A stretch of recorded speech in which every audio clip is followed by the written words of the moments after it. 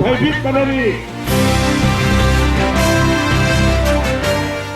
लोकसभा चुनाव का छठा दौर भी खत्म हो चुका है, लेकिन नरेंद्र मोदी बनाम सोनिया गांधी के बीच की जुबानी जंग और रफ्तार पकड़ती जा रही है। ताजा मामला है गुजरात का, जहां एक ही दिन में पहले सोनिया ने मोदी के विकास मॉडल की खिल्ली उड़ाई, तो उसके ठोस ठीक बाद मोदी ने पलटवार करते हुए कहा कि सरासर झूठ बोल रही है सोनिया।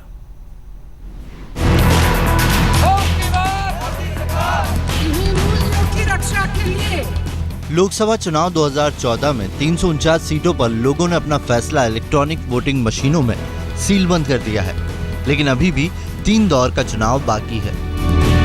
अभी भी 194 सीटों पर मतदान बाकी है, यानी देश की 2 सबसे बड़ी पार्टी कांग्रेस और बीजेपी के लिए हासिल करने के लिए अभी भी बहुत कुछ बचा है, और तब तक इसके लिए राजनीतिक दायरे में रहकर पार्टियां हर हथकंडे अपना रही हैं, चाहे वो जुबानी जंग के जरिए एक दूसरे पर वार पलटवार का ही तरीका क्यों न हो। જ્યારે તમે આ જંગના સેનાપતિ हो તે જંગ જળહળતા વિજયને ભરેલો જ હોય। खुद गुजरात किस तरह 1,75,000 करोड़ रुपए के कर्ज में डूबा हुआ है। मोदी 2001 से गुजरात के मुख्यमंत्री हैं और गुजरात के विकास मॉडल की कामयाबी को हथियार बनाकर कांग्रेस को लगातार लहूलुहान करने की कोशिश करते हैं, लेकिन मोदी के इस हथियार की धार को कुंद करने का जिम्मा खुद कांग्रेस हाईकमान सोनिया गांधी ने उठाया, वो भी गुजरात की धरती से। वलसाड़ में सोनिया रैली करने पहुंची और सीधे सीधे मोदी के विकास के दावे पर ही प्रहार शुरू कर दिया।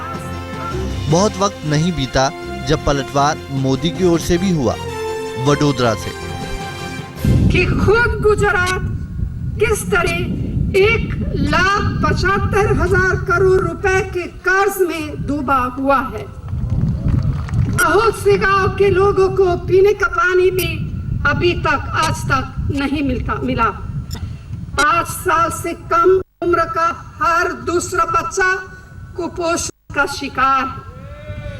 जो बच्चे बीच में ही स्कूल छोड़ देते हैं, उनकी संख्या देश में सबसे अधिक गुजरात में है। તમે ગાંધીની ભૂમિ પર આવ્યા છો। અરે જાહેર જીવનમાં સત્ય બોલવાની હિંમત તો કયો મળે। તમારી સત્ય સાંભળવાની તાકાત તો જતી રહી છે। ક્યાંથી સત્ય વાત આવે તો તમારું આખું કુટુંબ ચીલમલાઈ જાય છે। बीजेपी दावा करती है कि मोदी के नेतृत्व में गुजरात ने दिन रात तरक्की की है, चाहे वो आर्थिक क्षेत्र हो या सामाजिक। मोदी ने गुजरात की काया पलट कर दी है। दूसरे राज्यों में बीजेपी के समर्थक भी अब इसी आस में हैं कि उनके राज्य की किस्मत भी गुजरात सरीखे ही बदलेगी। लेकिन वलसाड़ में सोनिया ने फिर से चेताया कि आंकड़ों की कलाकारी से भ्रम का जाल फैलाया गया है, वास्तविकता कुछ और है। जवाब देते हुए वडोदरा में मोदी ने कहा, भयभीत है कांग्रेस, मैदान में मैडम आ जाएं तब सब दिख जाएगा। और सबसे चुकाने वाली बात यह है कि रोजाना 11 रुपए से ज्यादा कमाने वाले को गुजरात सरकार गरीब नहीं मानती। आप बताइए कि क्या यह स्वर्ग है या कुछ और है। इन्हें सिर्फ खुद की कुर्सी का ध्यान है और इन्हें गरीबों से आपसे कोई लेना देना नहीं है। मैं पुरवार કર્યું છે કે પરાજયને કારણે ભયભીત બનેલી મા બેટાની સરકાર બોખલાઈને अपरंपार झूठाड़ा चलावी रही है। गुजरात में अभी लोकसभा का चुनाव बाकी है। ऐसे में मोदी के गढ़ में सोनिया का गरजना सीधा संकेत है कि सत्ता संघर्ष में जीत के लिए कांग्रेस की आखिरी कोशिश जारी है। हालांकि मोदी की ओर से भी प्रहार इशारा है कि जंग अभी जारी है। आज तक ब्यूरो।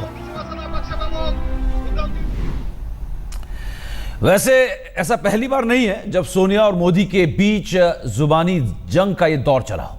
5वें दौर के आसपास से ही सोनिया ने सीधे सीधे मोदी से मोर्चा लेना शुरू कर दिया है। आइए आपको दिखाते हैं।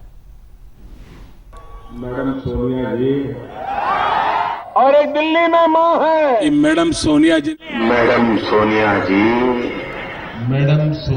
ने चुनावी प्रचार के दौरान शायद ही ऐसा कोई दिन बीता होगा जब बीजेपी पीएम पद के उम्मीदवार नरेंद्र मोदी ने कांग्रेस अध्यक्ष सोनिया गांधी से मंच पर खड़े होकर कोई सवाल न पूछा हो। अब तक 100 से भी ज्यादा रैलियां कर चुके नरेंद्र मोदी ने तकरीबन सभी जनसभाओं में देश की बदहाली के लिए सोनिया राहुल यानी मां बेटे की जोड़ी को ही जिम्मेदार ठहराया है। ऐसे में सोनिया की चुप्पी और मोदी के सवालों का जवाब देने में देरी कांग्रेस के लिए आत्मघाती साबित हो सकती थी। लिहाजा माना जा रहा है कि सोनिया ने मोदी के खिलाफ मोर्चा संभाला और जुबान की इस जंग में बराबर की हिस्सेदारी सामने आई। 60 साल तक देश को आपने मूर्ख बनाया है। आपने सत्ता हथियाने के लिए हर प्रकार के कांड किए हैं। आपने लोकतंत्र की किसी मर्यादा का पालन नहीं किया है। मोदी ने 23 अप्रैल को अपने 3D भाषण में कांग्रेस को हमेशा की तरह फिर से कटघरे में खड़ा किया। बातों बातों में ही बता दिया कि आने वाले दिन कांग्रेस के लिए अच्छे नहीं रहने वाले हैं। सरकार बनी तो एक एक भ्रष्टाचारी के खिलाफ एक्शन होगा। अब ये दुविधा नहीं है कि कांग्रेस बचेगी कि नहीं बचेगी, यूपीए रहे या न रहे, ये मुद्दा समाप्त हो चुका है। अब ये पक्का है, इनका जाना तय है। पाप का घड़ा भर गया है। देश की जनता ने उनको नकार दिया है। मोदी की इस चेतावनी का जवाब अब सोनिया गांधी की ओर से भी मिलना तय था और अगर मोदी को आंख दिखाने का मौका मोदी के गढ़ गुजरात में ही मिल जाए तो सोने पे सुहागा।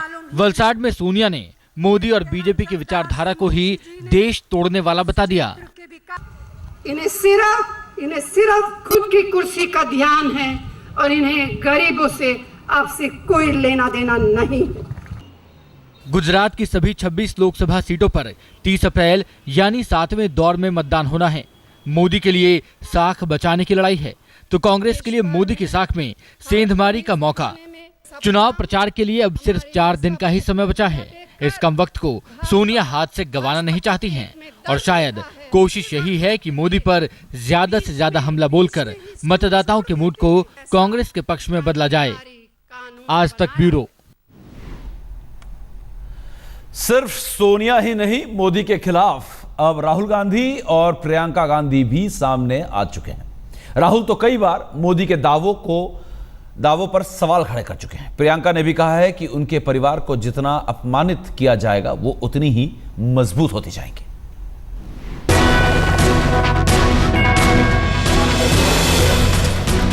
नरेंद्र मोदी भी ये अच्छी तरह जानते हैं कि अब की बार चूके तो अगली बार शायद मौका नहीं मिलेगा। लिहाजा संवैधानिक मर्यादा की सीमा में रहकर कांग्रेस की फजीहत से तनिक भी परहेज नहीं कर रहे। हालांकि चुनाव के 5वें दौर से पहले तक मोदी बनाम सोनिया की जंग इतनी धारदार नहीं थी, लेकिन 17 अप्रैल के आसपास हमला आमने सामने का हो गया। कभी मोदी ने तो कभी सोनिया ने सीधे सीधे एक दूसरे पर बाकायदा कई बार नाम लेकर मोर्चा खोल दिया। एक के वार और दूसरे के पलटवार में फासला भी कई बार महज चंद घंटों का ही रहा। वो कहते हैं मैं ही मैं हूँ, मुझ में विश्वास करो। हम कहते हैं हमारी उपलब्धियाँ और हमारे इरादे पर विश्वास करो। हम इस चुनाव में एक ऐसे भारत के लिए संघर्ष कर रहे हैं जिसमें सत्ता कुछ चंद लोगों की नहीं हो, बल्कि जिस पर सबका बराबर अधिकार रहे। अब चुनाव की बागडोर संभालने में आगे आई है। वो सोच रही थी पहले कि बेटा कुछ करके दिखाएगा, लेकिन कुछ निकला नहीं। अब करे क्या? तो मां को मैदान में आना पड़ा और टीवी पर एडवर्टाइजमेंट देकर के वो राष्ट्र के नाम संदेश देना शुरू किया है। पेज जो जाते हैं, आपने देखा होगा, शुरू किया है कब से। 16 मई को नतीजे भले ही किसी के भी पक्ष में हो, लेकिन उससे पहले हर किसी ने नरेंद्र मोदी की चुनावी रणनीति का लोहा जरूर मान लिया है। ये भी मान लिया गया है कि राहुल गांधी इस रेस में मोदी के मुकाबले थोड़े पीछे छूटते जा रहे हैं, लिहाजा सोनिया को अपने बेटे की ताकत बढ़ाने के लिए आगे आना पड़ा। शायद इसका अंदाजा मोदी को भी था, इसीलिए तैयारी पूरी थी। हमारी यूपीए सरकार ने इन 10 सालों के दौरान में जितना विकास किया, इससे पहले किसी भी गैर कांग्रेसी सरकार ने नहीं किया।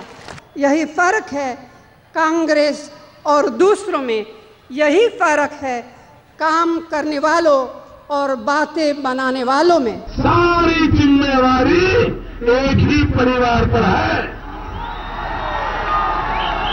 सारी बर्बादी का कारण ये माँ बेटा का कारवा है और कभी कभी बेटी और जावाई का, दामाद का कारवा है। 12 मई को वोटिंग खत्म हो जाएगी। 16 मई को देश को उसका सत्ताधारी मिलेगा, लेकिन लोकसभा चुनाव 2014 प्रचार के दौरान जंगी राजनीति में दो दिग्गजों के वार पलटवार के मायने से बेहद खास रहेगा। आज तक ब्यूरो। चलिए आगे बढ़ाते हैं इस चुनावी जंग को, जहां पर नरेंद्र मोदी और सोनिया गांधी के बीच ये जंग देखने को मिल रही है। लेकिन सिर्फ सोनिया ही नहीं, मोदी के खिलाफ अब राहुल गांधी और प्रियंका गांधी भी सामने आ चुके हैं। राहुल ने तो कई बार मोदी के दावों पर सवाल खड़े किए हैं। प्रियंका ने भी कहा है कि उनके परिवार को जितना अपमानित किया जाएगा वो उतनी ही मजबूत होती जाएंगी।